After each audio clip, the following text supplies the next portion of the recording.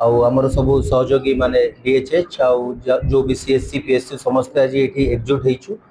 आज ये doctors day रे आमे इतपई डिसाइड कलु कि आज डॉक्टर्स डे गोटे डॉक्टर मानकर डिग्निटी रो दिन, किंतु आम मानक किछि डिग्निटी मिलु नाही। दीर्घ 10-11 वर्ष चाकरी कला परे मध्य आम माने जो डिग्निटी हकदार सेटा हमको मिल पारु नाही। तो एथिपई आमे आज स्ट्राइक करिया पे समस्त एकजुट होइछु। गत 6 मास तले आम माने घंटिकिया 2 घंटिया स्ट्राइक करिकी वार्निंग देइथिलु, बट सरकार आम कथा सेमती किछि बुझिले नाही कि किछि हमर ऑर्डर सेमती आसिला नाही। तो 3 मास छाड़ी 6 मास परे मध्य जेहेतु आम माने किछि आश्वासन पाइलु नाही, तो आम माने आज कार्य बंद आंदोलन रे एठी बसिछु। एटा सब डिस्ट्रिक्ट रे चलीछि।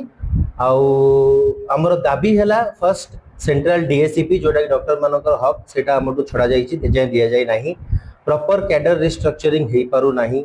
पीजी इंसेंटिव आज तो आम दीर्घ गोटे वर्ष है सरकार पाखे आम 10 दफा दाबी नहीं नवेदन कर आसीचु। सरकार जेहेतु आम कौन दाबी शुणु ना तेज बाध्य ही आम आज डॉक्टर दिवस रे सरकार को असहयोग कर स्ट्राइक अच्छु।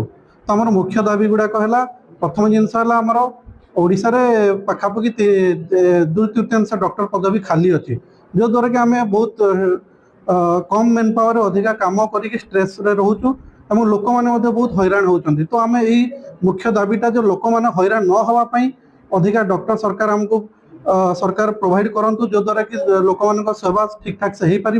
द्वितीयता गोटे है केविके एग्जिट पॉलिसी, जो मैंने केविका चाकरी कर रिटायरमेंट भी हो जाती, बरं से नॉन केविके एरिया को आसी पार ना। नॉन केविके एरिया जो मैंने काम कर